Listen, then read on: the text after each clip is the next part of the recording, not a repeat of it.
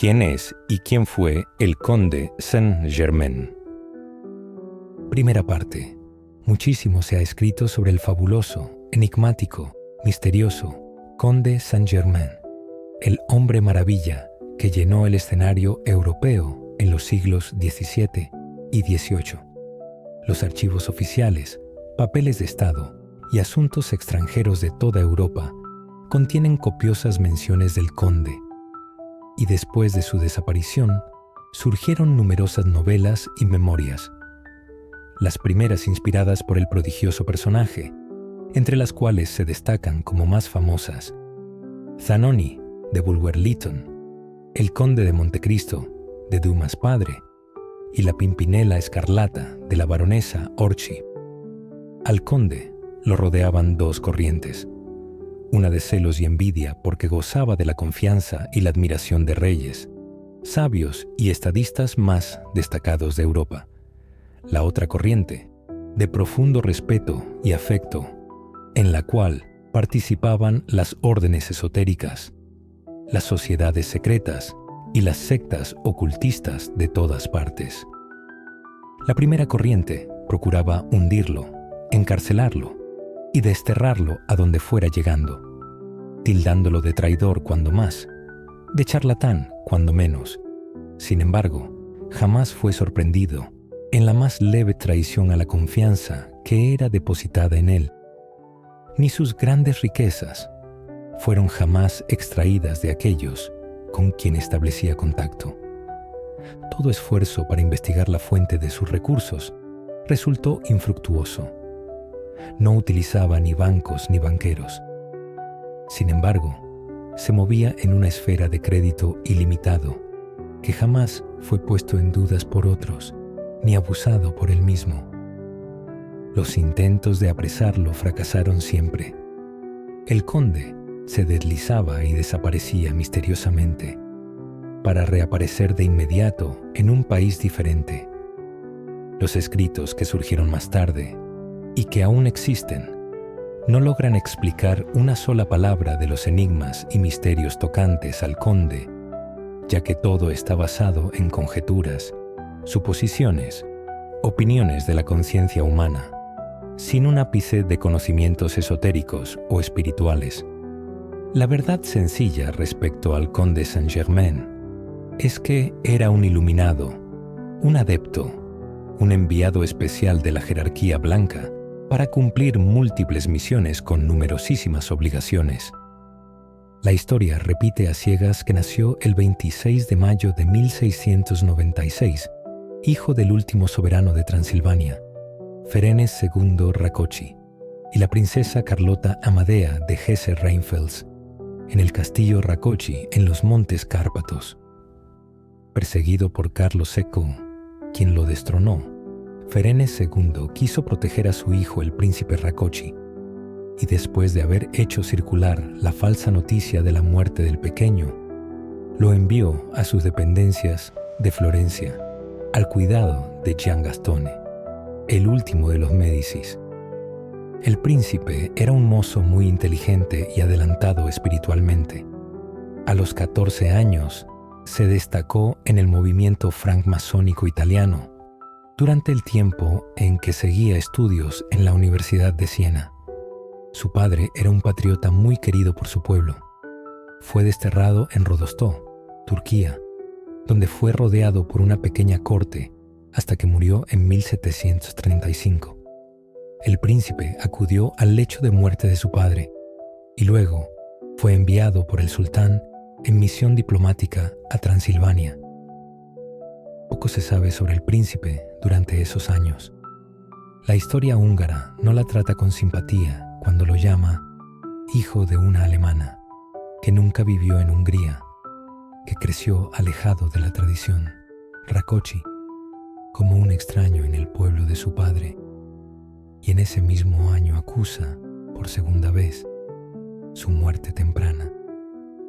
Es importante que el estudiante se percate bien de todas las aparentes contradicciones para que vaya absorbiendo lo que la evidencia sugiere. A pesar de que se manifestaba un muchacho adelantado espiritualmente, el príncipe jamás dio ninguna prueba de las facultades que más tarde desplegó. Sin embargo, en el año 35, a la muerte de su padre, cuando lo iba a reclamar el pueblo y la corte de Hungría, comienzan ciertos manejos extraños que pronto iban a dar que hablar y sin explicación posible para los testigos. Por ejemplo, en los mismos momentos en que muere Ferenc II, su hijo, el príncipe Rákóczi es visto en Holanda, estableciendo contacto con Sir Loan, Rosacruz prominente y presidente de la Royal Society de Londres. Cuando el sultán lo está utilizando en Turquía, el príncipe es huésped del Shah de Persia. El príncipe muere, históricamente, públicamente, un año después de su padre, cuando los acontecimientos lo iban tal vez a atar a una vida oficial en Hungría, y apenas muere en Turquía o en Transilvania, aparece en Escocia, donde vive misteriosamente hasta el año 1745. De allí se traslada a Alemania y Austria con misiones industriales, de donde sale a estudiar alquimia en la India. No vuelve a aparecer hasta el año 58, donde establece contacto con el mariscal Belle-Isle del ejército francés, pero en todos estos años ha actuado bajo los nombres de Marqués de Montferrat, Conde Bellamare, Caballero Schönig, Caballero Weldon, Monsieur de Surmont y Conde Soltykov. Ha llegado el momento de comenzar su misión en París y se da a conocer por el mariscal Belle-Isle con el nombre de Conde de Saint-Germain. El mariscal Belle-Isle lo lleva a París, lo presenta a Madame de Pompadour, quien a su vez lo presenta al rey de Francia, y comienza a desplegarse la magia desconcertante del conde Saint-Germain. Desaparece para siempre el príncipe Rákóczi, aunque la historia dice que, para justificar su noble alcurnia ante el rey, le dijo en secreto su nacimiento y procedencia, lo cual fue de inmediato aceptado por su majestad. Capítulo 2. Habiendo nacido el príncipe Rákóczi en el año 1696, cuando en 1758 llegó a París, contaba 62 años. Sin embargo, representaba solo 30 años de edad. El mundo veía en él un joven y noble señor de modales exquisitos, de gran dignidad, de impecable cortesía. Su porte era militar, delgado y de mediana estatura. Su cuerpo era asombrosamente bien formado. Sus manos delicadas, sus pies pequeños, sus movimientos elegantes, su cabello eran oscuro y fino, sus ojos pardos. Una de sus biógrafas, la condesa d'Adhemar, no se cansaba de ponderar: «¡Qué ojos! Jamás los he visto iguales». Todo en él lo revelaba perteneciente a una muy antigua y noble familia. Vestía sobriamente, de corte impecable y de las mejores telas. Siempre llevaba medias de finísima seda. Por la magnificencia de sus joyas, se le juzgaba inmensamente rico. Se rumoraba el crédito ilimitado de que gozaba en todos los bancos del mundo, y se cuchicheaba el lujo fastuoso en que vivía. Se aseguraba que ostentaba 2 valets de pie y 4 lacayos uniformados en color tabaco con galones de oro. Se comentaba su gran colección de casacas que cambiaba a menudo, y hacían eco sus botones, yuntas, relojes, sortijas, cadenas. Se citaba un ópalo monstruoso y un extraordinario zafiro blanco del tamaño de un huevo, lo mismo que la variedad de sus diamantes, el tamaño, color y perfección de cada uno. Sin embargo, cosa extraña, nadie podía jamás jactarse de haber sido recibido en la casa del conde. Frecuentaba las fiestas, pero jamás lo vio nadie comer ni beber. El conde Saint-Germain presentaba la invariable compostura, la conducta, el refinamiento y la cultura que caracteriza a los nobles de rango y educación. Todo esto unido a una fascinante conversación, una versatilidad para cambiar de tono y tema, que lo hacían siempre refrescante, inesperado e inagotable. Daba la impresión de haber viajado por el mundo entero y, sobre todo, de haber asistido personalmente a todo cuanto ha existido en nuestro planeta. El conde era, sin duda, un acabado diplomático, un genio artístico, un excelente músico y compositor que ejecutaba al piano con maestría, que en el violín rivalizaba con Paganini, que cantaba con una lindísima voz de barítono, que pintaba y esculpía como los muy grandes y que, al parecer, vivía eternamente, ya que por admisión propia, su descubrimiento de un líquido especial lo había mantenido vivo durante 2000 años. En Londres, en la casa Walsh de Catherine Street, en el año 1740, el conde publicó varias composiciones. Conocemos solo una, un aria de su pequeña ópera L'Inconstanza delusa, la pérfida inconstancia, compuesta en el estilo rococó del siglo XVIII. Muy bonito, muy florido. Al final damos la dirección donde se puede encargar el disco de esta pieza, que tiene además el atractivo y la corroboración de comenzar con las notas tonales del adepto, maestro ascendido Saint-Germain, Do Fe, de la quinta octava del teclado. Vamos a aclarar de una vez la razón del nombre que escogió este adepto para figurar en aquella misión. Por supuesto, no cabe duda alguna de que para que un hombre inteligente pudiera introducirse en la corte más brillante de Europa, le era indispensable un bonito nombre y título nobiliario, francés con preferencia, y auténtico. Esto último tenía que ser a prueba de investigaciones. Corre el dato de que los dominios de Ferenc Rakoczy en Italia se llamaban de Saint-Germain. No podemos asegurarlo, ni tampoco comprobarlo, pero algo de eso hay sin duda, ya que los maestros, teniendo el privilegio de mirar desde el pasado más remoto hasta personalmente, lo hacen ya equipados con toda la preparación necesaria. Su tarjeta de visita tenía que abrirle desde las puertas soberanas de las cortes hasta las más herméticas de las organizaciones espirituales, que tienen ojos para ver y oídos para escuchar. El conde de Saint-Germain. Ya hemos visto cómo entraba y salía. Comes Sanctus Germanitas. Habla en el idioma esotérico de todas las sectas, o sea que comes comito o comitor es un alto grado francmasónico. Sanctus les habla a las religiones cristianas y Germanitas o fraternidad es la consigna de todos los ocultistas. Al introducirse en la masonería francesa, donde inició a Diderot, anunció que era el más antiguo de todos los masones, por no decir que había sido el propio fundador de la orden. El maestro Saint-Germain no tuvo necesidad de elegir otro nombre para continuar en sus misiones para los humanos, ya que, paulatinamente, ese nombre se iba transformando de acuerdo con el cambio de las conciencias espirituales, de miembro de la fraternidad blanca a hermano mayor. No estamos suponiendo o inventando cuando dejamos sentado que el príncipe Rakoczy y el conde Saint-Germain eran una misma persona.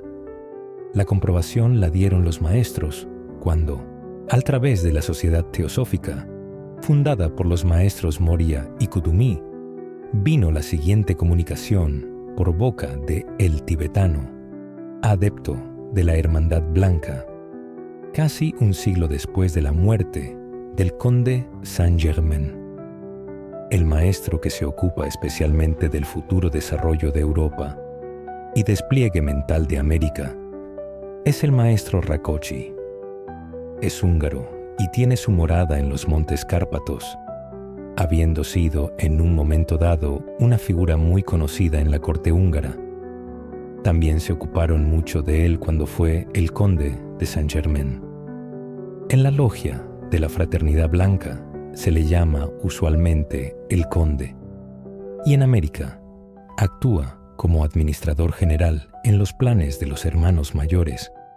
Puede decirse que actúa como encargado de llevar a la práctica, en el plano físico, los planes del Cristo. Para todo el que sepa leer entre líneas, esta comunicación habla claro.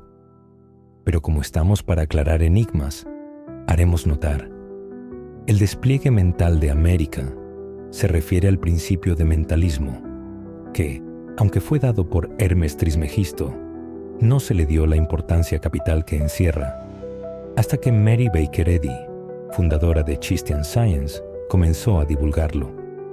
Ella fue el anuncio de la era venidera, era de la mujer, a fines del siglo XIX, exponente del principio mental que rige en esta era. La comunicación habla del maestro Rákosi en tiempo presente, y presente en el planeta, a pesar de que históricamente había muerto. Dice textualmente: el maestro que se ocupa es.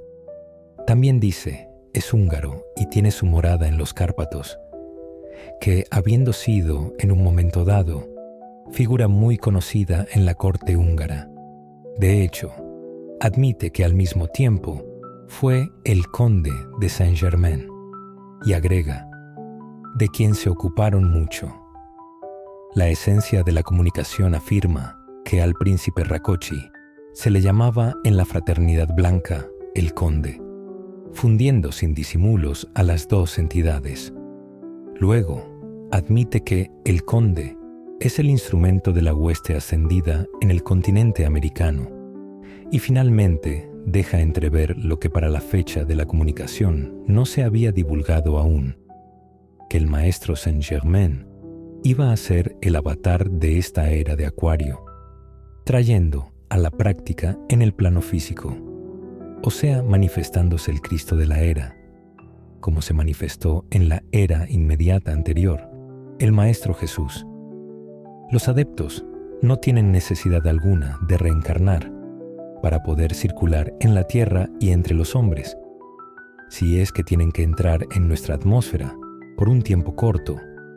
Hacen denso el cuerpo etérico y por consiguiente visible a nuestros ojos físicos, o si es que tienen que cumplir una misión de larga duración, digamos de unos meses o unos años, ocupan un cuerpo prestado, lo cual requiere el gasto de mucho menos energía que el sistema anterior.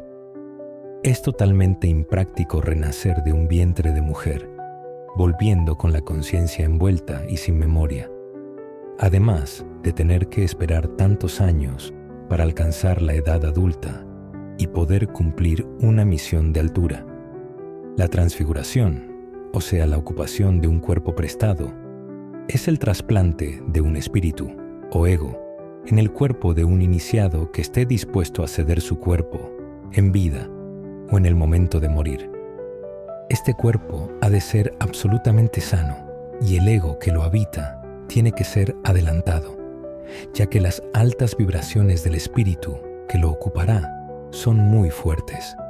El trasplante se hace gradualmente. Es de suponer que el maestro ocupó el cuerpo del príncipe Rákosi en aquellos momentos en que se le declaró muerto. Es posible que así le haya aparentado a los que lo rodeaban. Nada de extraño tendría que el maestro hubiera fingido morir, ya que sabemos de otras dos ocasiones en que así lo hizo. El adepto que ocupa un cuerpo prestado tiene todo el poder para reformar la estructura atómica de ese cuerpo, de manera de adaptarlo a sus propias necesidades. Por esa razón el conde Saint-Germain no tenía necesidad alguna de comer ni beber, ya que disponía de la sustancia universal, que obedece instantánea e incondicionalmente las órdenes de un maestro. El propio maestro Saint-Germain ha admitido haber ocupado unos 40 cuerpos prestados en diferentes ocasiones y por diferentes propósitos o misiones en la tierra. Sabemos que uno de estos fue el cuerpo de San José, esposo de María Virgen. Misión más delicada y misteriosa no ha habido nunca que sepamos. Después de 2000 y pico de años, aún se ignora la completa verdad. Otra ocupación de cuerpo prestado fue la del almirante Cristóbal Colón, destinado a encontrar, sin perderse ni naufragar, el nuevo mundo anunciado por el Maestro Jesús, donde debían desarrollarse tantas nuevas dimensiones y conciencias.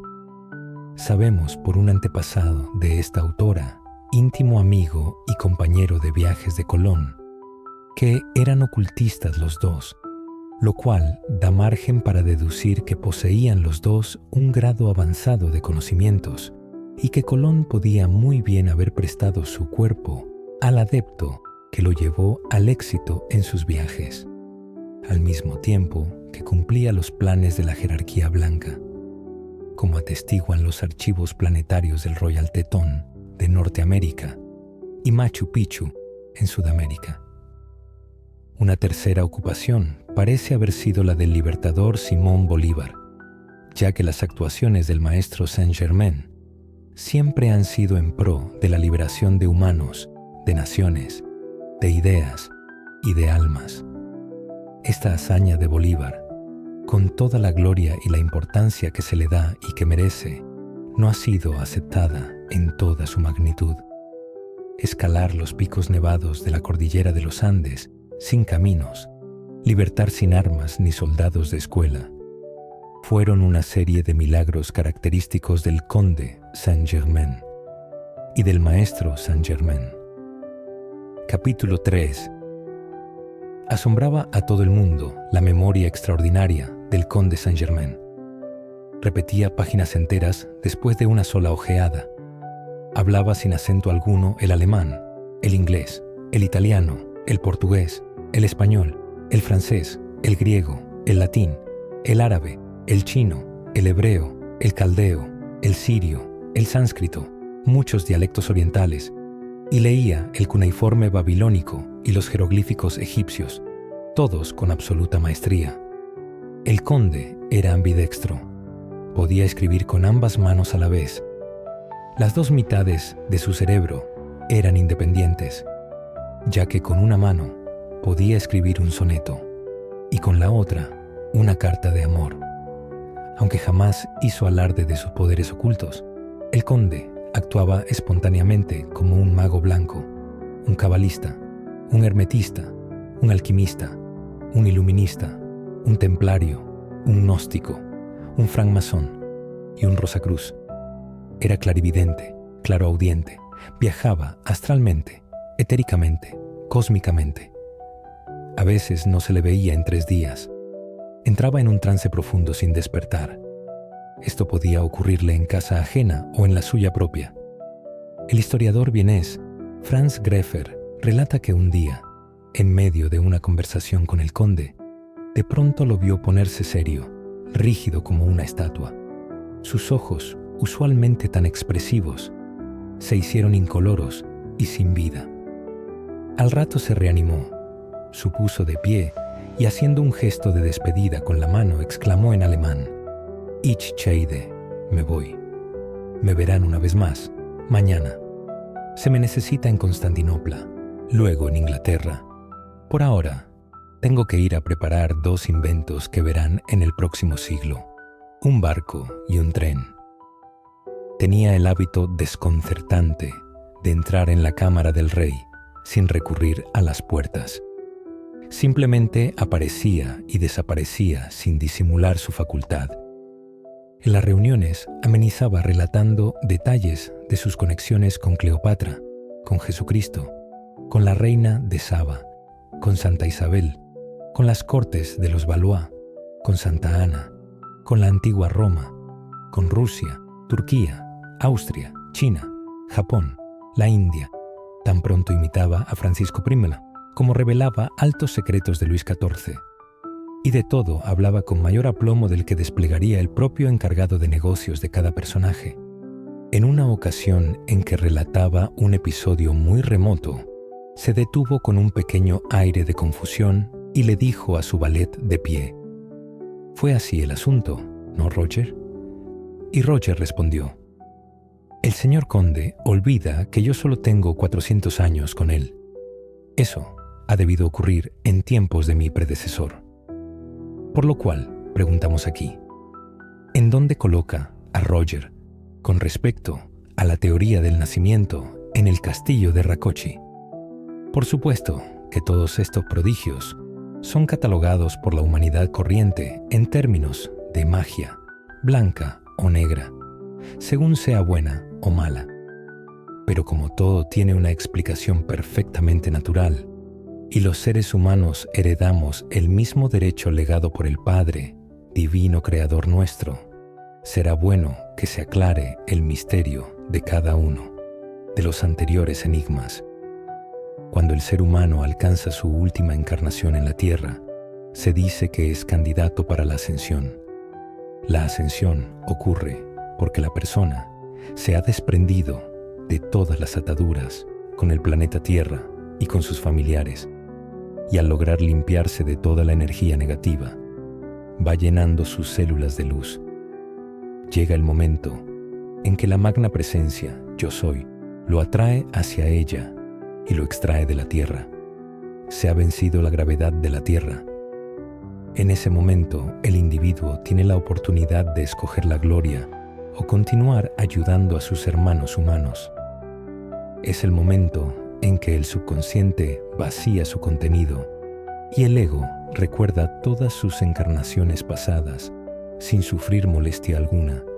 Además, recupera todas sus habilidades adquiridas y todos los idiomas que habló a todo lo largo de su corriente de vida. Puede disponer de sus tesoros en el cielo, o sea, de todo lo que contiene su cuerpo causal. Pero si el ego prefiere ascender a gloria, debe entregar todo lo acumulado para bien de la humanidad. La memoria extraordinaria no es, pues, sino la facultad natural de mirar hacia atrás y leer como en un libro, o ver como una película, lo que venga en gana en el pasado, sin el velo de malla. El ser ambidextro no es otra cosa que el haber sido zurdo en otras vidas. Es una habilidad adquirida y por lo tanto el individuo puede escribir con ambas manos. La facultad de aparecer y desaparecer sin recurrir a las puertas es condición de los cuerpos astral y etérico. El saber proyectarlos fuera del cuerpo físico se puede lograr con estudio y práctica. En vida del cuerpo físico, este se deja dormido en un lecho mientras se viaja. Ayuda mucho el saber, primeramente, que al solo pensar en un lugar o en una persona, se está allí o con ella. En cuanto a Roger, es tal vez la prueba más consistente de que ambos estaban ocupando cuerpos prestados en aquel siglo. Roger manifestaba ser pupilo, iniciado y servidor inseparable del maestro. Capítulo 4. El problema del dinero es uno de los que más preocupa a la humanidad.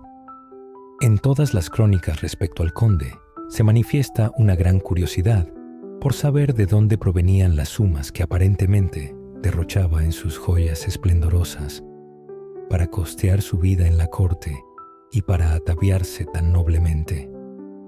Sin los conocimientos espirituales que enseña la actividad Yo Soy, no queda otra respuesta que la alquimia. El mundo le plantó la chapa de alquimista y no buscó más. La ley de correspondencia dice que como es arriba, es abajo y viceversa.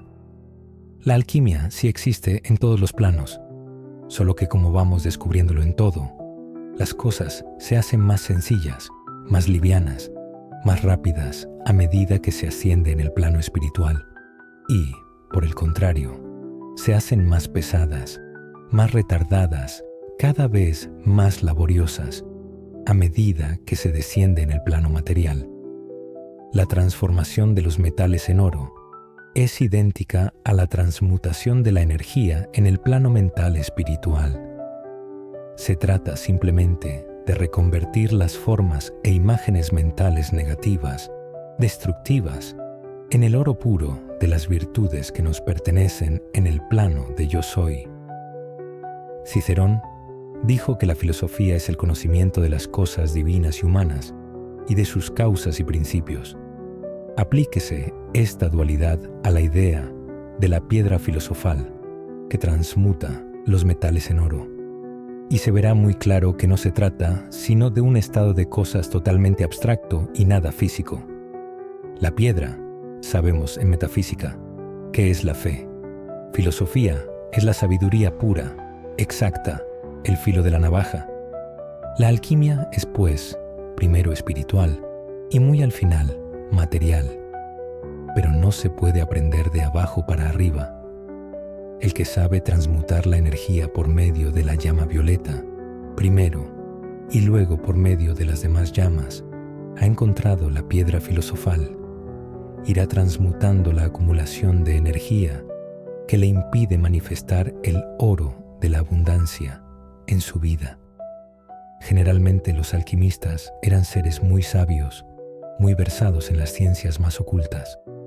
Los signos cabalísticos que empleaban eran fórmulas y ecuaciones muy profundas. Sus jerigonzas eran tapadijos para que los neófitos no se pusieran a experimentar con sustancias peligrosas, ya que los curiosos leen y le dan una interpretación totalmente errada a lo que leen, sobre todo lo espiritual, porque solo hacen caso a la letra muerta. Es verdad que ante los propios ojos de Jacques Casanova de Seingalt, el conde tomó una moneda de 12 centavos, la expuso a cierta llama hasta que se volvió roja y cuando se hubo enfriado, se la entregó a Casanova. Tan grande fue el asombro de éste al constatar que era oro puro, que expresó la duda de que Saint-Germain hubiera tal vez cambiado la moneda por otra. El conde simplemente le contestó: «El que duda de mis conocimientos no merece hablar conmigo», y le mostró la puerta.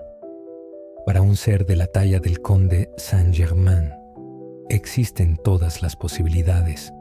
Un iniciado, un adepto, un maestro de esa magnitud no encuentra dificultad alguna para transformar un centavo en pieza de oro, cuando solo tiene que alargar la mano y extraer del aire el oro que le sea menester. Esta verdad no la puede ni creer, ni comprender, sino aquel que se ha apercatado del principio de mentalismo hasta el punto de hacer conciencia de él, por haber sido totalmente ignorado hasta el siglo pasado. Es que el mundo se llenó de alquimistas que buscaban oro por el camino fácil, ignorando la verdad. Ya estamos en el peldaño en que muchos van a realizar el hecho de que, si se visualizan en plena llama dorada, bajando de la presencia y sintiendo gratitud por ello, no tardarán en precipitar toda la sustancia que les sea necesaria. Este es un paso en la alquimia espiritual y no puede fallar.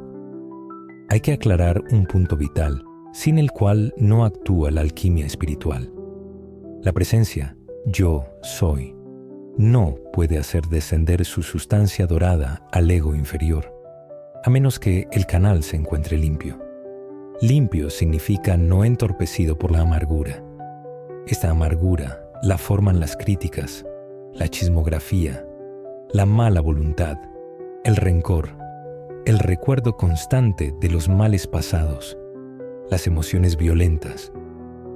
La forma más práctica de lograr un ánimo ecuánime en todo momento es esforzarse para no dejarse afectar por ninguna circunstancia lastimosa o que impaciente.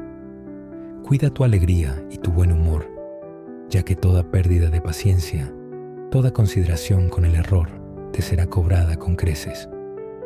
No solamente porque afecta tu receptividad del bien que desea darte tu presencia yo soy, sino porque cuando llegues a esas alturas de alquimia espiritual, tus cambios de ánimo, tus fluctuaciones emocionales, afectan destructivamente a todo tu ambiente y a tus familiares y relacionados. Y si eres jefe de grupo, a todo tu grupo. Para evitar este peligro, es mejor no asistir donde estén ocurriendo cosas tristes, negativas y dramáticas. Ya la persona que se halla en esta octava, ni es menester que visite enfermos, o que haga paces colocando las manos, o que contacte directamente ninguna especie de problema. Su tratamiento universal del yo soy llega a todas las latitudes. Su tratamiento tiene que ser a distancia, porque muchas veces el practicante encontrará que sus vibraciones son demasiado fuertes para el enfermo. Capítulo 5. El Landgrave Carlos de Hesse-Kassel, duque de Schleswig, emparentado con el príncipe Rákóczi por la madre de este, la princesa de Hesse-Rheinfels, era un ocultista muy adelantado, íntimo amigo del conde y tal vez el único que conocía toda la verdad respecto a él. La muerte del conde Saint-Germain en el castillo del duque Carlos en Ekernförde, en Suecia, el 27 de febrero de 1784, es tan falsa como su nacimiento en Transilvania, pero no era la primera vez que el maestro desaparecía de la circulación sin dejar tumba ni lápida, como veremos más adelante. Por algo dijo Voltaire en una carta a Federico el Grande: el conde Saint-Germain es el hombre que nunca muere y que todo lo sabe. El duque Carlos quemó todos los papeles del conde después que éste desapareció, quedando únicamente el manuscrito de la muy santa Trinosofía, único libro que dejó escrito el conde Saint-Germain. Intrigada, Madame Blavatsky, 2 siglos después, hizo un comentario en la Sociedad Teosófica. No es absurdo que un hombre de la notoriedad de Saint-Germain haya sido enterrado sin pompa ni ceremonia, sin supervisión oficial, sin el registro policial que siempre interviene en los funerales de los hombres de rango. ¿Dónde están estos datos? No existe ni un papel que los contenga. Añádase a esta negativa que el conde ha sido visto muchas veces después del año 1784, en una conferencia privada muy importante con la reina Catalina de Rusia, en el año 1785. Se le apareció a la princesa Lamballe momentos antes de ser decapitada. Se le apareció a Jeanne du Barry, la amante del rey, también en los momentos que esperaba en el patíbulo, en los días del terror de 1793, que el conde de Chalon dijo haber conversado con Saint-Germain en 1788, en la Plaza San Marcos en Venecia, la noche antes que él partiera a Francia. En el siglo presente, por los años 1920, el obispo Leadbeater de la Iglesia Católica Liberal, paseando en Roma, se encontró con el maestro Saint-Germain, vestido como cualquier caballero italiano, y conversaron por más de 1 hora en el Pincio. En los libros de la Saint-Germain Foundation, titulados Misterios develados y La mágica presencia, hay múltiples ocasiones en que el maestro apareció, desapareció, convivió, conversó y enseñó a los altos personajes de la mencionada fundación. Hasta hace poco, muchas videntes aseguran haber visto al maestro Saint-Germain en sus visiones psíquicas, pero hace algún tiempo que nadie lo ha vuelto a ver. Esto es porque le fue ofrecida una nueva ascensión a un plano mayor, donde goza de mucha más libertad para sus funciones de avatar de la era. Sin embargo, el señor Maha Chohan dijo en una comunicación muy reciente que al maestro le hace falta el contacto con la parte física que antes tenía. La llama violeta, que antiguamente era desconocida, ahora forma parte de nuestra enseñanza porque el maestro la ha traído como regalo suyo al planeta Tierra. Esta llama era exclusivamente aplicada a los egos que estaban a punto de ascender, o sea, en los retiros espirituales. Continuación del capítulo 11. ¿Quién es y quién fue el conde Saint-Germain? Segunda parte. Reencarnaciones del adepto entre los años 303 y 1561. 1. Saint Albans, primer mártir inglés. Se ignora el nacimiento, murió en 303. 2. Proclus, neoplatonista, nació en 410, murió en 485. 3. Robertus el monje indeciso, entre los años 1156-1211. 4. Roger Bacon, el monje médico, nació en 1214, murió en 1294. 5. Christian Rosenkreuz, fundador de la Orden Rosacruz, nació en 1378, murió en 1484. 6. Francis Bacon, político, filósofo, escritor inglés, nació en 1561, última encarnación antes de aparecer como el príncipe Rácoxi. Al parecer, no murió. Se dice que su tumba está vacía. Aclaratoria. Al maestro no se le conoce ninguna encarnación en cuerpo femenino. Al parecer, jamás fue casado en ninguna vida terrena. A pesar de que el obispo C. W. Leadbeater, de la Sociedad Teosófica, en su libro Los Maestros y el Sendero, cuenta entre sus encarnaciones del maestro Saint-Germain a Hunyadi János, defensor de Hungría. Esta autora se ha permitido excluirlo de este recuento, no obstante haberlo incluido en su libro El maravilloso número 7, porque los detalles del nacimiento y muerte no presentan posibilidad de que sea verídico el alegato. O sea que Hunyadi János, dice la historia de Hungría, nació en el año 1386, 8 años después de hacer nacido Christian Rosenkreuz. János murió en 1459, 25 años antes de la muerte de Christian Rosenkreuz. Ante este visible disparate, la autora se exime de incurrir en él hasta que otras fuentes los corrijan. Prefacio. Orfeo de Tracia, poeta y cantor, parece haber sido el originador del gran sistema filosófico del Occidente. El nombre Orfeo viene de una palabra griega que significa oscuro.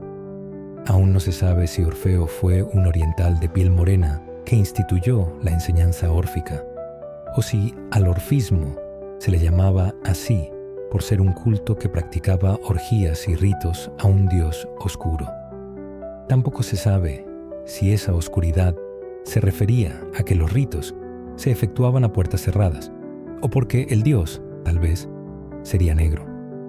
Lo cierto es que la ideología órfica sirvió de base a los más nobles sistemas de teología, en los cuales se destacaron Pitágoras y Platón.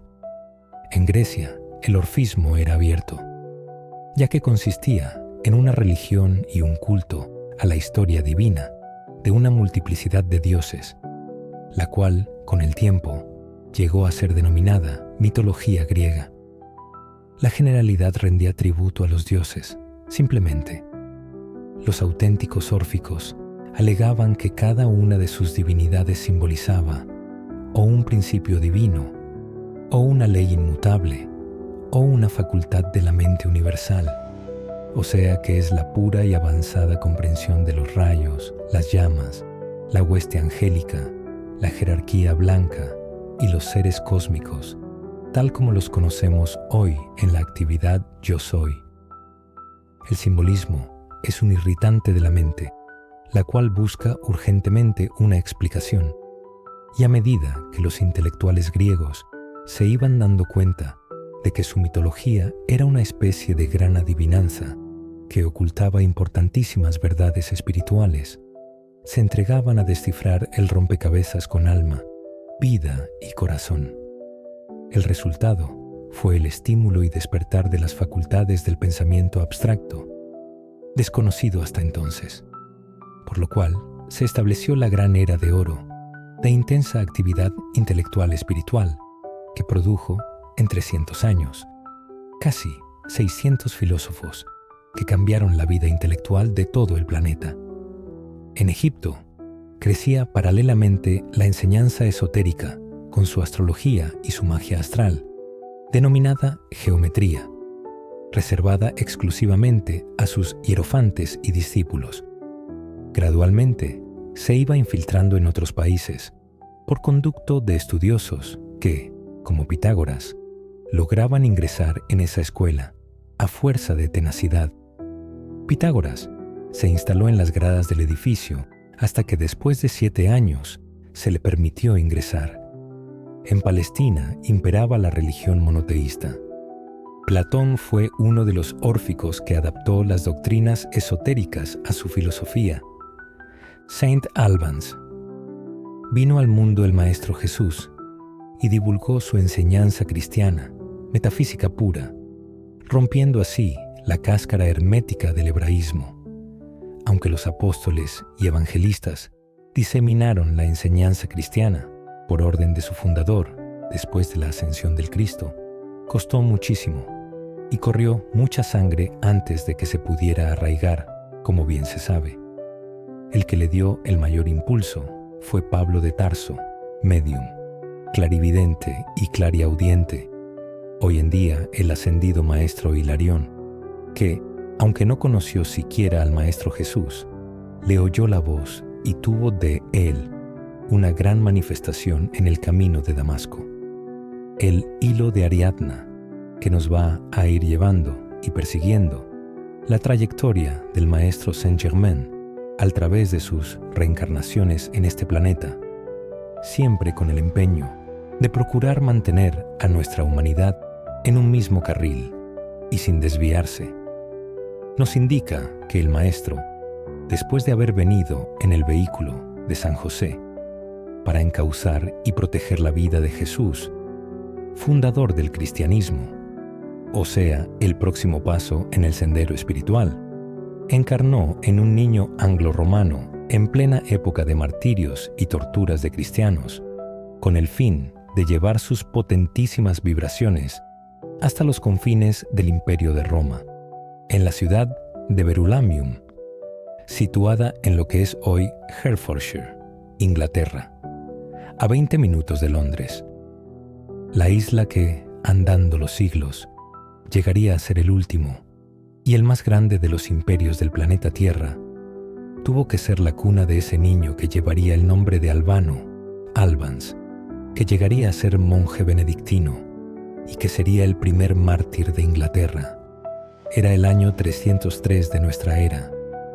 Alguien, no se sabe si fueron sus fieles seguidores o si fue la Iglesia cristiana, más tarde hizo marcar el sitio del martirio, levantando una abadía que nombró St. Albans. Andando los siglos, en el año 757, Inglaterra se encontraba dividida en pequeños reinados. En uno de estos, llamado Mercia, su rey, Offa, encontró las reliquias del mártir y erigió un monasterio benedictino en su honor. Este monasterio llegó a ser una de las casas más importantes de la orden. Finalmente, en el año 1077, fue construida una catedral gótica con los auténticos ladrillos de la antigua ciudad de Verulamium. El día 17 de junio se celebra el Día de Saint Albans en Inglaterra, en nuestros días. Proclus, el neoplatonista. En los altos círculos filosóficos se dice que el germen de toda idea, aun las ideas cristianas, se encuentra en Platón. A medida que iba tomando cuerpo la ideología cristiana, iba decayendo lo que la Iglesia llamó paganismo, o sea, el orfeísmo y el esoterismo, del cual era el exponente principal Platón. Un siglo después de Sant Albans, nació en Bizancio, Proclo, en el año 410 AD. La historia dice que entre la muerte de Plotinus, 27 Anno Domine, y el nacimiento de Proclus ocurrió el crecimiento de la religión cristiana y la decadencia del clásico mundo pagano, añadiendo que Proclus vino a restaurar la tradición esotérica. Neoplatonismo viene del griego neos, o nuevo, o sea, que renueva el platonismo. Proclus estudió en Alejandría y en Atenas. Fue un seguidor de Plotino, quien representa la reforma de la idea del uno. El platonismo fue renovado varias veces en la historia. En el Renacimiento, siglo XV, en la Escuela de Cambridge, siglo XVII, y continúa siendo, hasta nuestros días, una corriente filosófica fundamental en las ideas espirituales modernas. Ese platonismo es el anhelo místico de expandir la conciencia para poder entrar en contacto con los seres divinos, directa y personalmente. Te va a asombrar la similitud del neoplatonismo de Proclus y la metafísica moderna. Verás claramente que el maestro renació en los lugares estratégicos para enderezar el camino cada vez que se torcía, o para señalar nuevas rutas a aquellos que las anduvieran buscando. El neoplatonismo decía: la unidad es una realidad, la diversidad es una ilusión. Buscad la unidad detrás de la aparente diversidad. El neoplatonismo estudia principios universales. Por lo tanto, acepta a todos los dioses integrados en el Dios uno, a todos los hombres como una humanidad. La gran verdad neoplatonista es que toda vida es una, y con esta convicción en el corazón y los más nobles pensamientos, se hace una contribución positiva a la hermandad universal. El neoplatonismo enseña la comprensión, pero no la aceptación de lo inferior, ya que la comprensión trae la apreciación sin límite. El neoplatonismo aconseja la moderación en todo lo que se posee, para poder gozar plenamente de lo que se posee, ya que tener demasiado empobrece el gozo. El neoplatonismo enseña que pertenecer a una secta trae dogmas, y los dogmas son limitaciones en las ideas. El sectarismo es una fuerza limitadora. El neoplatonismo dice que se debe buscar el bien en todo. No es que todo bien sea agradable. Por ejemplo, es bueno estar infeliz cuando se desobedece una ley universal. Es bueno recibir un mal si hemos hecho ese mal a otros. Es bueno sentirse enfermo si se han desobedecido las leyes de la salud. Es decir, las cosas tal como estén son buenas. El neoplatonismo ordena que una vez que el punto de vista primario es comprendido y aceptado, el estudiante se convierte en instructor de otros. Por eso, el neoplatonismo es especialmente práctico en nuestros tiempos. Los intelectuales griegos decían que Proclus era un protegido de los dioses, que Minerva lo había recibido en su nacimiento y que lo había protegido durante toda su vida. Naturalmente, como toda secta, toda enseñanza y toda religión contiene una parte de la verdad. Al nomás iniciarse una división de las conciencias, viene un avatar, un maestro o un profeta, siempre un voluntario, como antes dijimos, para enderezar lo desviado. Proclus refería que muy jovencito se le había aparecido Minerva y le había aconsejado estudiar filosofía. Además, habiéndole dado una enfermedad que ningún médico supo diagnosticar, estando toda la familia reunida esperando su muerte, entró un joven radiante de cuya cabeza salían rayos de luz. Acercándose a la cama, le puso un dedo en la frente y pronunció su nombre, Proclus. El niño se curó al instante y el joven se desvaneció. Bajo semejante dirección divina, Proclus iba estudiando según la inclinación de su propia mente. Su capacidad intelectual era de las más altas. Él mismo sabía que estaba destinado a ser sucesor de Platón. Viajó a Egipto, estudió con un célebre retórico y luego entró en la escuela de los hierofantes, donde fue instruido en los misterios de la religión esotérica. En Alejandría estudió con filósofos griegos, matemáticas con Jero, un hombre de profunda espiritualidad y versado en los misterios de los números. Luego quiso estudiar doctrina aristoteliana con el maestro Olimpiadoro, quien se impresionó tanto con las capacidades de Proclus, que le ofreció su hija en matrimonio para que no se alejara de Alejandría. La muchacha era una gran filósofa, por supuesto, pero Proclus, guiado por su mentora divina, continuó preparando su mente en la disciplina platónica. Habiendo cumplido 20 años, Proclus se fue a Atenas, la ciudad guardiana de la filosofía, y fue puesto en contacto con Ciriano, el sabio más destacado del momento. experto en las doctrinas de Orfeo, Pitágoras y Platón. Luego pasó a estudiar con Plutarco, que, aunque estaba muy anciano y ya no aceptaba discípulos, sin embargo, aceptó a Proclus como pupilo y le tomó un afecto tan entrañable que lo invitó a hacer su residencia con él hasta que le acaeció la muerte 2 años después. Dejó instrucciones nombrando a Siriano su sucesor en la educación de Proclus. Ya habiendo absorbido los misterios menores, Siriano lo inició en la disciplina sagrada de Platón. De esta manera alcanzó su plena estatura de sucesor de Platón, por una progresión ordenada y por los méritos de su propia mente. A los 28 años era un reconocido dirigente entre los platonistas y había escrito un gran número de obras, incluyendo un sabio comentario sobre el Timeo de Platón. Proclus no comía carne animal, pero aconsejaba a los demás comerla ocasionalmente para la fuerza física. Ayunaba una vez por mes y celebraba la luna llena con abstinencia, en lugar de festejos como era la costumbre. Era un abogado del sentido común en cuanto a todo lo que se debía seguir con respecto al cuerpo físico.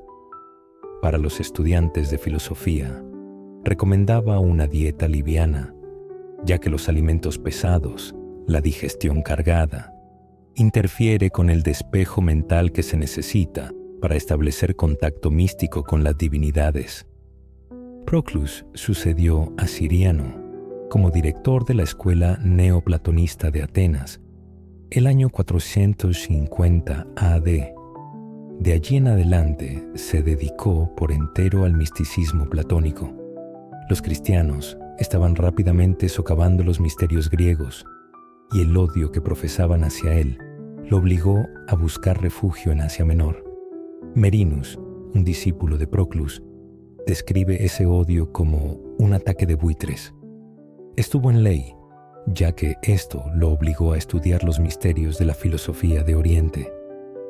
Después de un año enriqueciendo su acopio filosófico, Minerva lo envió a regresar a Atenas, donde permaneció el resto de su vida.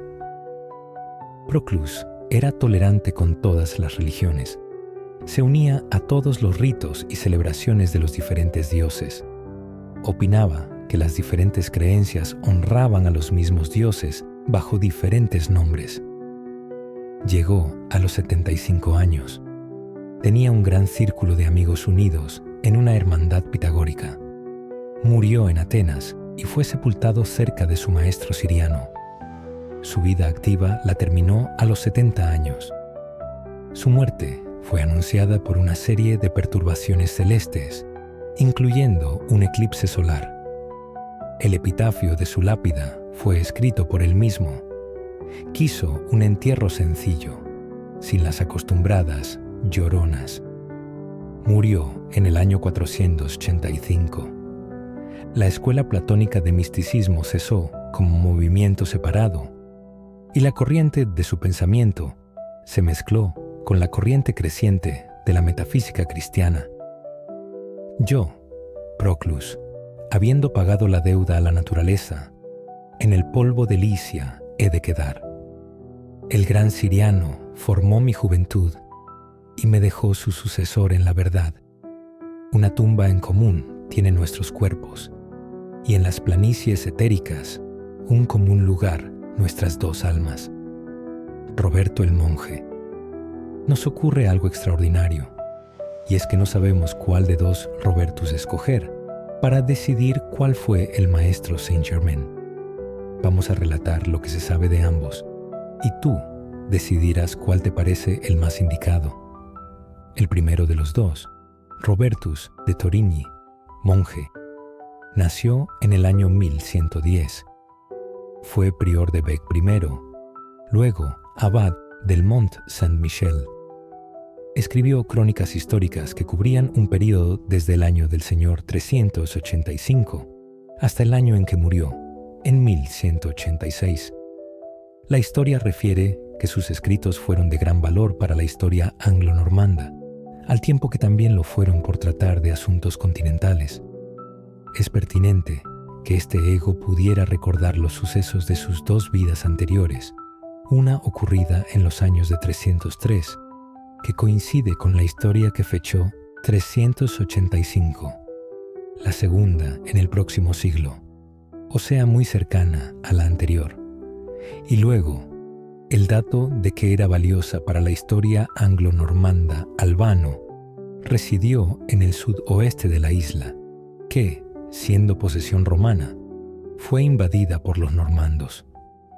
El segundo, Robertus de Auxerre, monje, nació en 1156, murió en 1211. El abad del monasterio de Saint-Marien, donde ingresó, le exigió que escribiera una historia universal que abarcara el periodo entre la creación del mundo y el año 1211, año en que esto ocurría. Robertus de Auxerre se volvió una autoridad de la historia entre los años 1181 y 1211, año en que murió. Después de su muerte, otros escritores continuaron la labor, pero la historia de Robertus de Auxerre fue constantemente utilizada por todos los demás historiadores. El manuscrito original se conserva siempre en Auxerre. El hilo de Ariadna nos dice que es típico del maestro Saint-Germain comenzar algo y convertirse en autoridad de ello. Si este fue nuestro amado maestro, algo muy grande debe haber en ese fragmento, que hizo encarnar a un ser y vivir solo 55 años, justo el tiempo para efectuarlo. Roger Bacon, el monje médico, conocido por Dr. Mirabilis, nació en Somerset, Inglaterra, en el año 1294. Grandes cosas venían a hacer el espíritu del maestro. Volvía a nacer para actuar en órdenes religiosas, nos dice el hilo de Ariadna, cuando tenía la Inquisición 70 años actuando y había que poner un contrapeso. Nació en Inglaterra, donde no entró la Inquisición, con toda la intención de defender a capa y espada el desarrollo esotérico que él, en la persona de Proclus, había restablecido en la tradición religiosa. La Inquisición quería a toda costa aniquilar y desaparecer, desacreditando y quemando vivo a todo el que manifestara poseer, ni más ni menos que los dones del Espíritu Santo, tildando de brujerías todo lo que no fuere dogma y fanatismo. Naturalmente, era un muchacho notable por su gran precocidad. Escogió su cuna en el hogar de un rico granjero que le pudiera permitir dedicarse a todo lo que se le antojara estudiar, y nació con una gran avidez por los estudios. El granjero, que creyó lograr un hijo varón que llevar el arado, se encontró que le era imposible obligar a su hijo a ninguna otra cosa que no fuera los libros. Lo llevó donde el cura del pueblo, quien lo aceptó gustoso. Pero pronto se formó tal conflicto entre el padre, el hijo y el cura, que Roger se fugó de su casa y fue a refugiarse en un monasterio franciscano, donde pudo entregarse a sus estudios. Con el tiempo, los frailes franciscanos lo enviaron a Oxford a completar su educación y más tarde a París. Entre tantas otras cosas, estaba en ley que Roger se interesara en las ciencias ocultas y pronto adquirió grandes conocimientos en magia blanca, como se les dice hoy. Para esto había encarnado el espíritu de Saint-Germain, y Roger Bacon se dio a conocer por siempre como el frater del ocultismo. En compañía de Alberto el Magno, obispo de Ratisbon, alquimista, cientista y mago, y el tutor de este, Tomás de Aquino, sabio, logista, severo metafísico y mago, practicaban no solamente la alquimia, sino lo que entonces se llamaba ciencias experimentales, pero que no eran otra cosa que a lo que hoy se le dice brujerías, lo cual, a su vez, consiste en la colaboración de elementales del plano psíquico, en lo cual eran expertos Moisés y los hierofantes egipcios. Además de esto, Roger Bacon se destacaba en química, matemáticas, astronomía, metafísica, biología con especialización en la multiplicación de las especies, en ingeniería, construcción y ciencias mecánicas, por las cuales anunció la posibilidad futura de barcos sin remos, de coches sin caballos, de máquinas para volar, que luego fueron un hecho. En medicina mereció el título de Doctor Mirabilis por su obra De Mirabilis Potestat Artis et Natura. Descubrió los lentes convexos para telescopios y para corregir la presbicia. Su nombre será siempre asociado con la pólvora que ayudó a descubrir.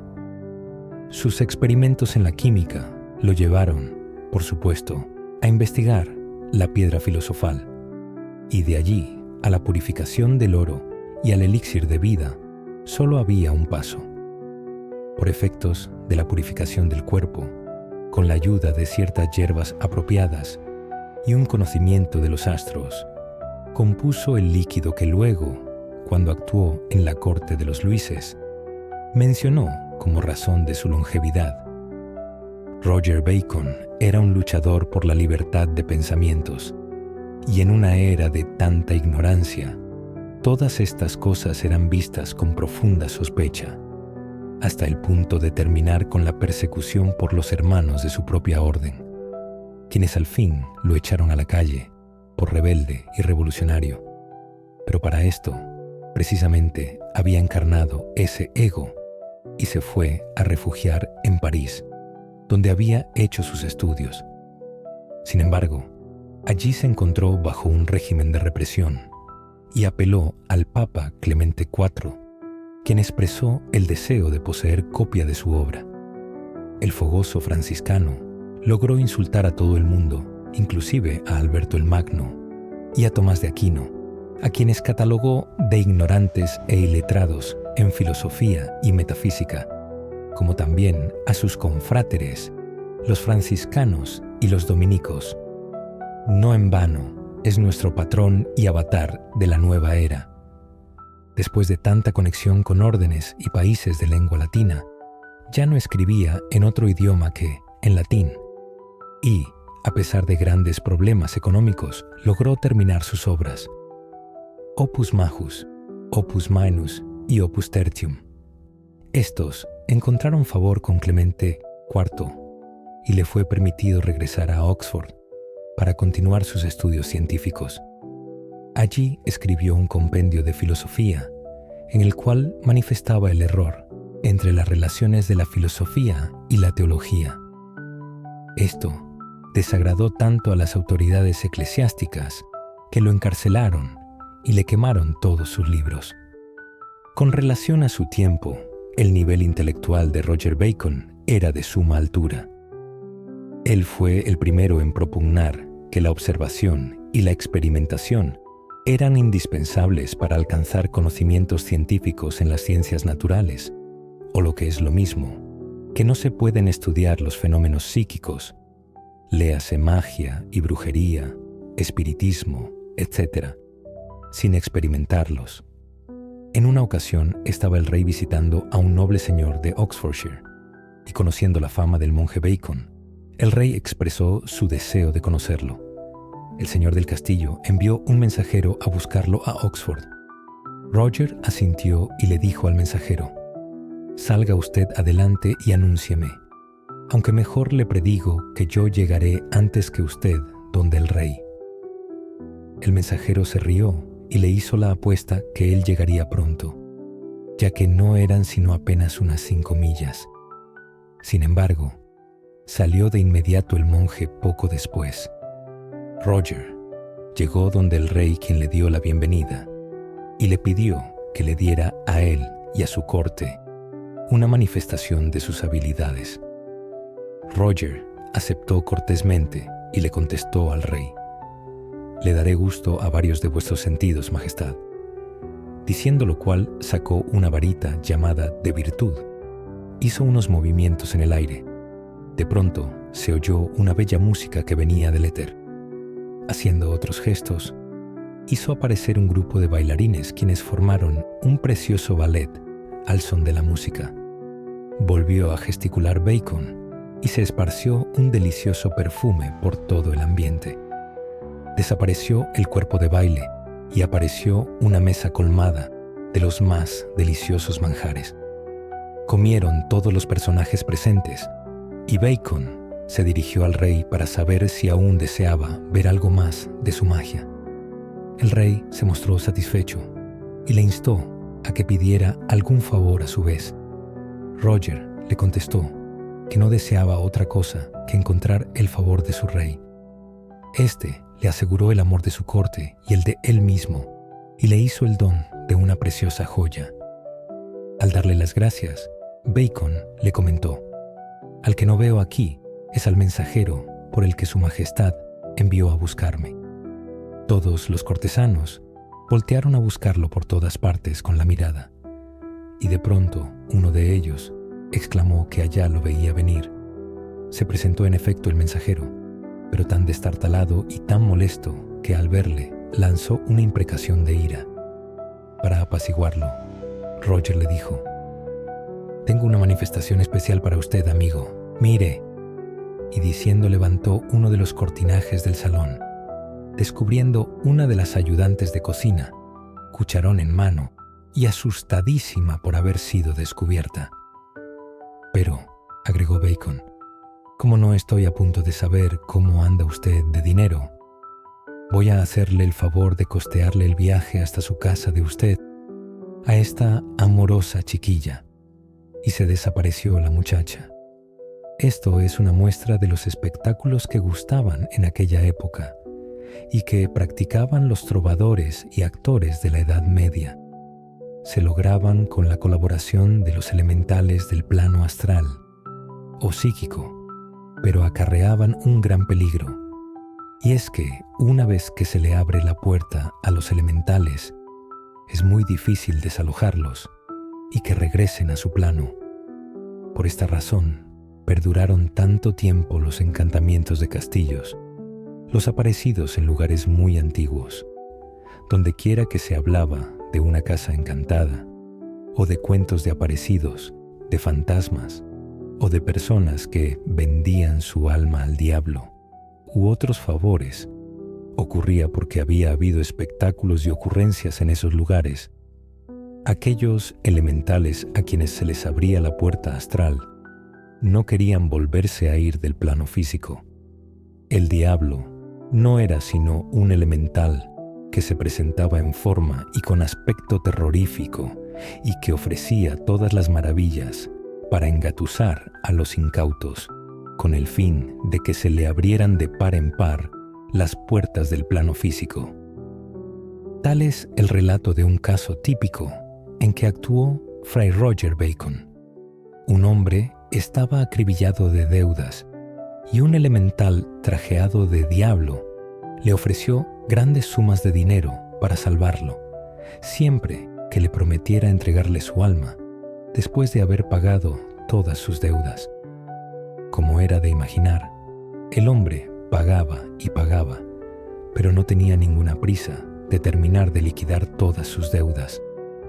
Llegó al fin el momento en que no podía hacer esperar más tiempo a sus acreedores, y su desesperación era tal que iba a quitarse la vida, cuando Fray Bacon le detuvo la mano y le preguntó el motivo de aquello. El hombre le refirió los hechos, y el monje le contestó: «Vaya al lugar de la cita con el diablo, pero niegue todo lo que él le reclame. Si continúa reclamándole, insista en nombrar un juez, y sobre todo, insista en que sea el primer hombre que pase por allí». El hombre procedió tal como se le había dicho, y cuando el diablo insistió, diciéndole: «Tu alma me pertenece ahora, y yo insisto en que me la entregues», el hombre repuso: «Yo insisto en que interfiera un juez. Vamos a detener el primer hombre que pase por aquí». «Muy bien», repuso el diablo, y esperaron unos minutos. Pasó Fray Bacon, como lo esperaba el hombre, y deteniéndolo le explicó la situación. El diablo también le dirigió la palabra a Fray Bacon diciéndole: «La condición era que, una vez terminado de pagar a sus acreedores, me pagara a mí, entregándome su alma. El tiempo ha expirado. Ya ha pagado todo. El monje contestó: está claro como el día, siempre que sea verdad que ya pagó todas sus deudas. Pregúnteselo a él mismo, dijo el diablo. El hombre convino en que eso era la verdad. Entonces Fray Bacon continuó: dígame, buen hombre, ¿usted no le ha entregado nada aún al diablo? Nada, señor. Entonces, contestó el monje, no le dé usted ni un centavo y quedará libre. El convenio fue, dijo dirigiéndose al diablo, que usted respetaría a este hombre mientras debiera algún dinero. Pues entonces, ¿cómo va usted a molestarlo si le debe a usted todo lo que le entregó? Yo le ordeno a usted que desaparezca por la Santa Cruz. El diablo desapareció en un relámpago, y el fraile, volviéndose al hombre, le recomendó que jamás le pagara un centavo al diablo. Poco a poco se fueron arrepintiendo las gentes por haber inmiscuido a los elementales en asuntos del plano físico, y se fue regando la especie de que traía mala suerte aquello de invocar a los espíritus en el llamado espiritismo. Almas valientes y estudiosas como la de nuestro amado Maestro se encargaron de enseñar la verdad a través de los tiempos. El monje Roger Bacon estuvo encarcelado durante 14 años.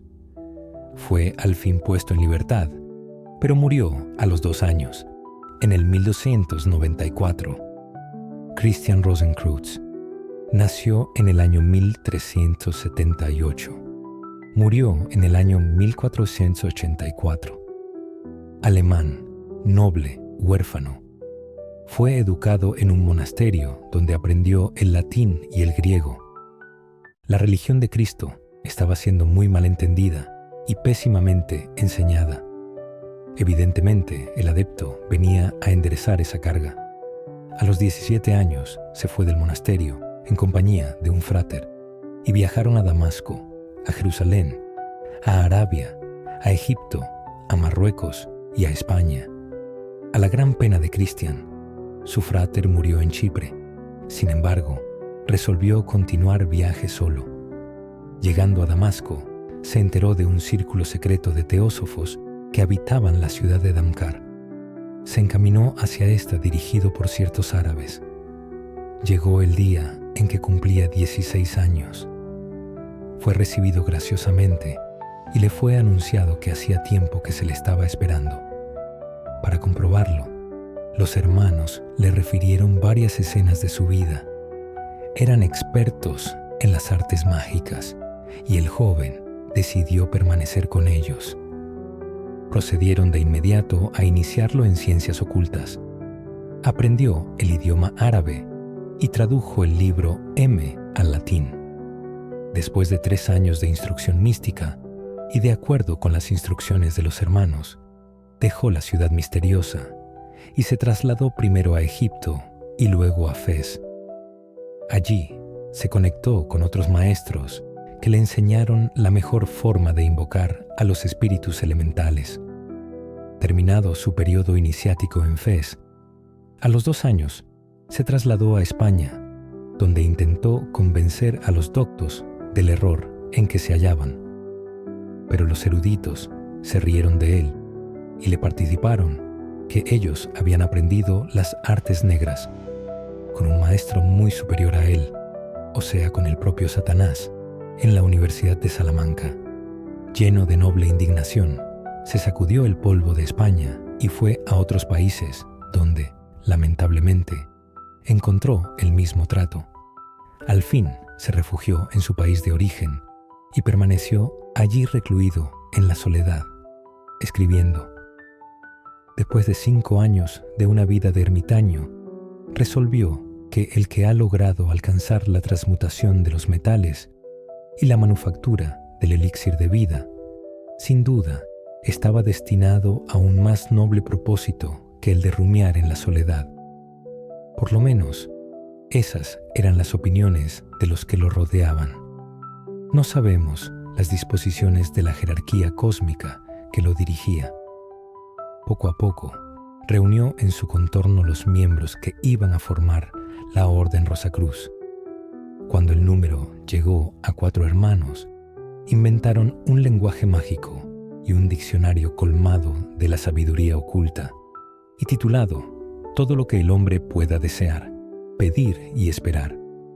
Tradujo al latín la sabiduría de Salomón, de Moisés y de Enoc y fundó la primera de las sociedades de la Rosa Cruz, que fue llamada la Casa de Sanctus Spiritus. Cuando ya eran 8 hermanos, decidió separarlos para que recorrieran mundo, fundando capítulos de la orden en 8 diferentes países. Convinieron en que la orden debería permanecer secreta durante 100 años.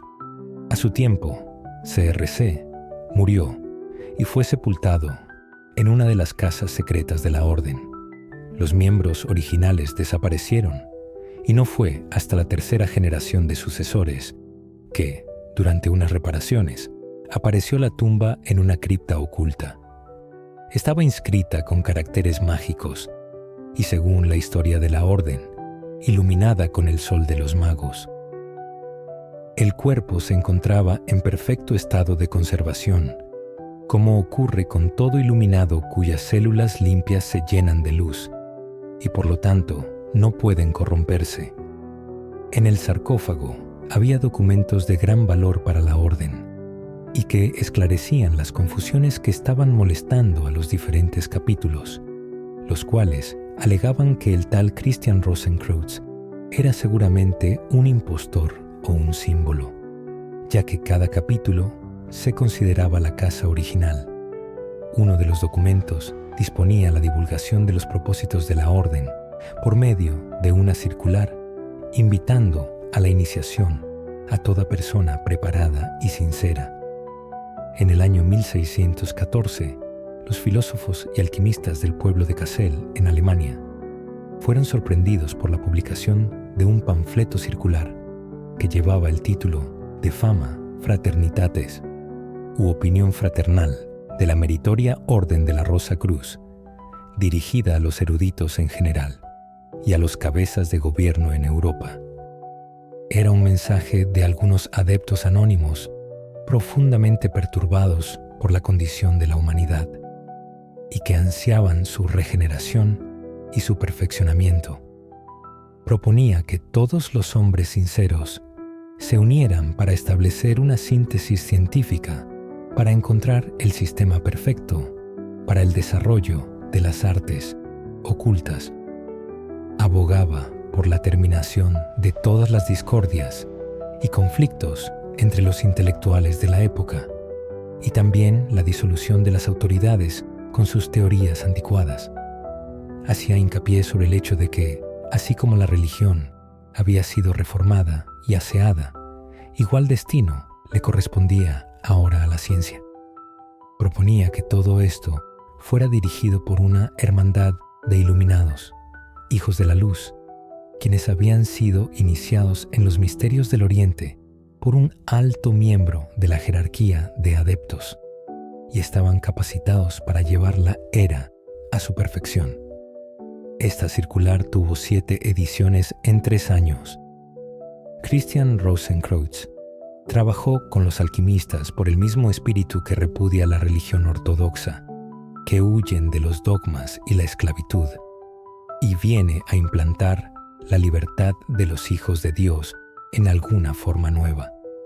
Los hermanos de la Orden Rosa Cruz admitían que el espíritu del fundador estuvo en continuas existencias físicas, tomando un cuerpo nuevo cada vez que sus vehículos habían perdido utilidad, o para cambiar el campo de sus actividades, lo cual concuerda con la comunicación del maestro Saint-Germain respecto a su ocupación de más de 40 cuerpos prestados.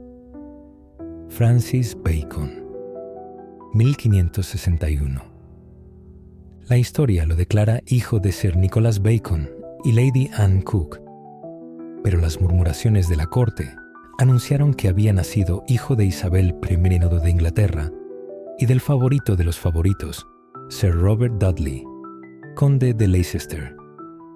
Francis Bacon nació en el año de 1561, y hay que recordar, primeramente, que el año anterior, o sea en 1560, la reina y Dudley hicieron varios intentos de unirse en matrimonio secretamente.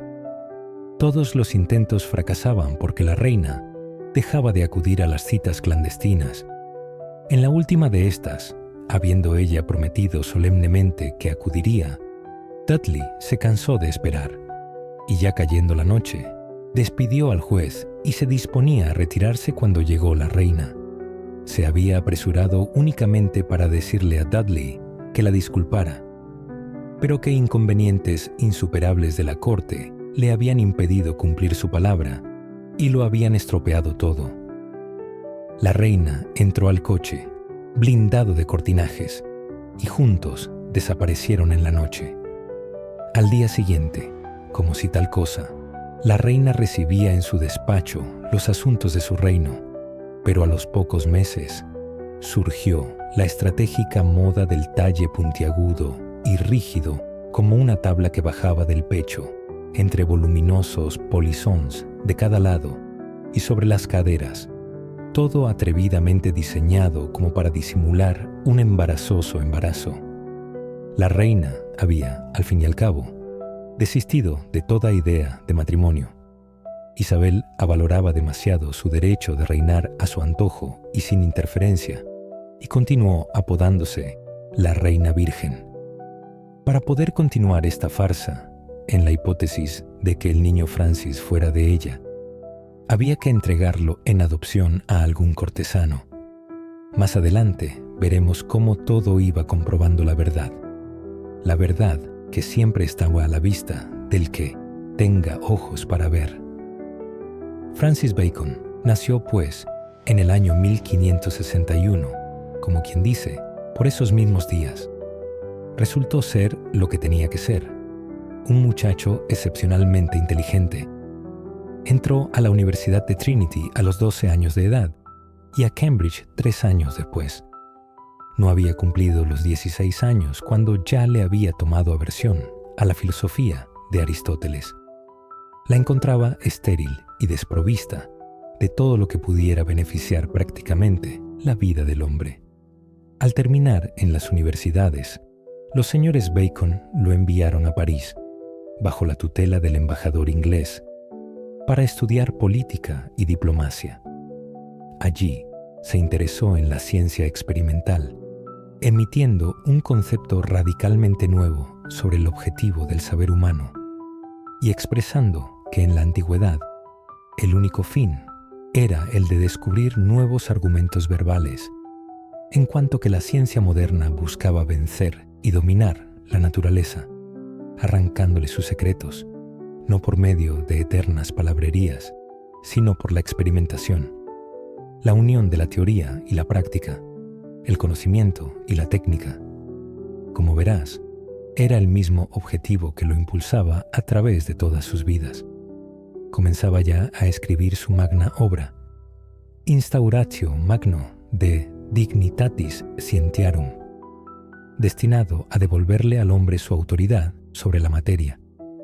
El hilo de Ariadna nos sigue señalando el temperamento del adepto en su costumbre de producir todos sus escritos en latín y en su empeño de llevar a la humanidad a dominar y a libertarse de toda atadura y represión. La muerte de Sir Nicholas Bacon lo obligó a regresar a Londres, donde encontró que el testamento de su padre le adjudicaba la parte flaca del hijo segundón y lo forzaba a ganarse la vida. Se entregó al estudio jurídico.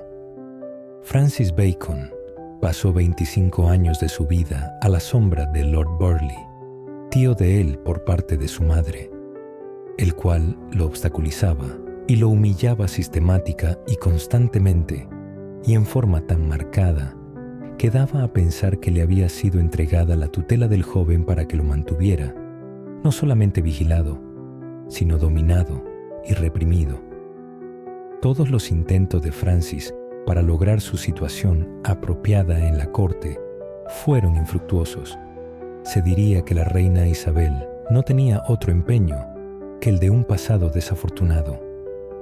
Al fin, tal vez forzado por las habladurías cortesanas y las suposiciones desfavorables para la reina y su agente Burleigh, éste le obtuvo un asiento en el Parlamento, pero toda idea de que pudieran aprovecharlo como instrumento dócil fue disipada.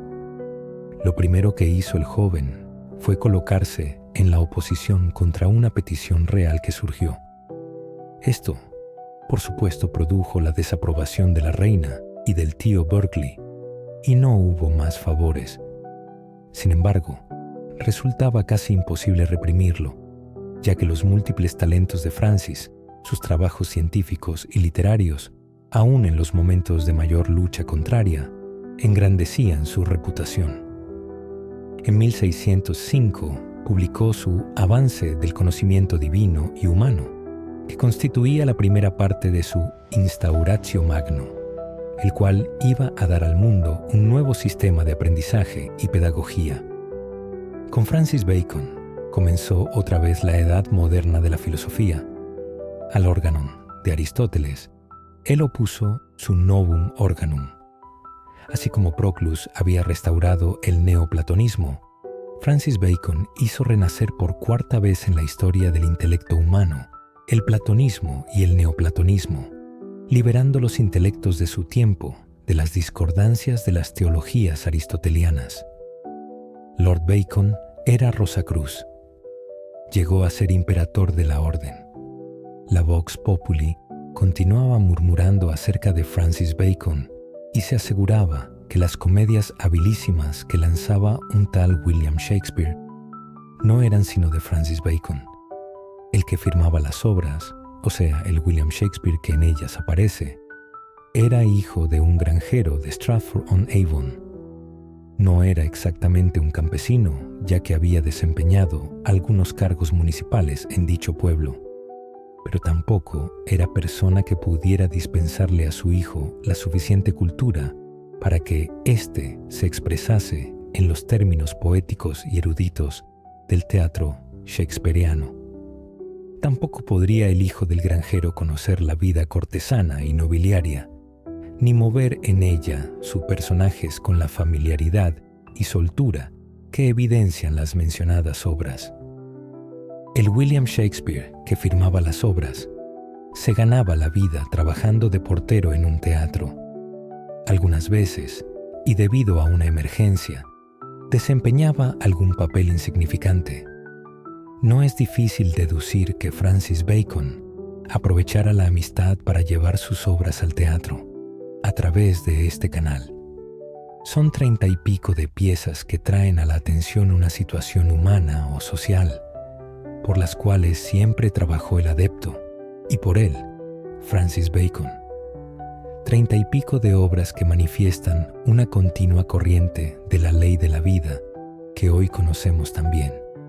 Además, ha sido revelado por los hermanos mayores en metafísica que las obras teatrales de Shakespeare contienen no menos de 500 acrósticos del nombre Francis Bacon, y también un código cifrado aparece en una de las obras, el cual divulga la instrucción interior de una escuela iniciática, de la cual Francis Bacon era miembro.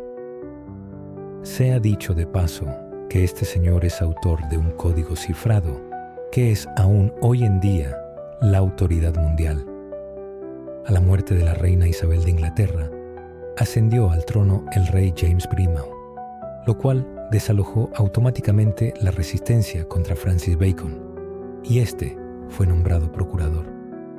De allí a fiscal de la corona, a lord guardián del sello real, y de allí a canciller, todo en menos de 11 años, además de que simultáneamente le fue otorgado el título de Lord Verulam, y 3 años más tarde el de Vizconde St. Albans. Oh Ariadna, los envidiosos andaban muy industriosos. Lo atacaron, lo calumniaron y lograron encarcelarlo en la Torre de Londres.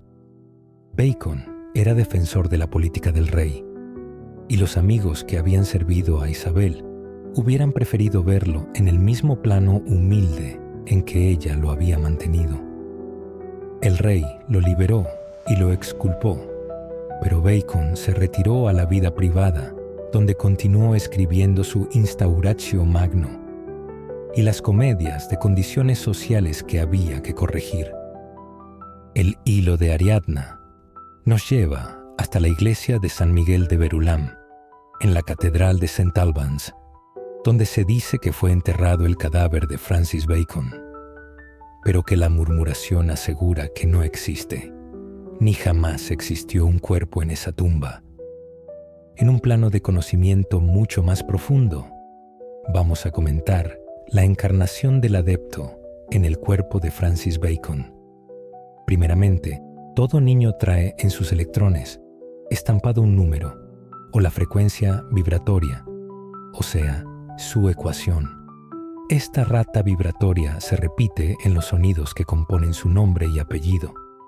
Para nada cuenta la coincidencia en el nombre que la madre desee ponerle al niño.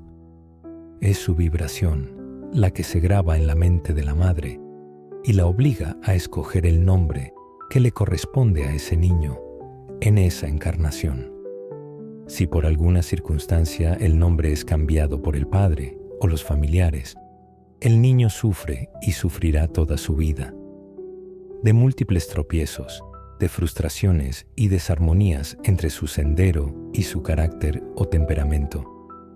A veces constituye esto un grave atraso para el individuo. Con frecuencia la persona se cambia de nombre y logra restituir su encarnación al carril que le corresponde para cumplir su destino. Las fuerzas electrónicas no saben nada de eso que en la Tierra llaman condiciones morales o moralidad. Solo la ley de atracción gravita o actúa para llevar las cosas a su punto de armonía.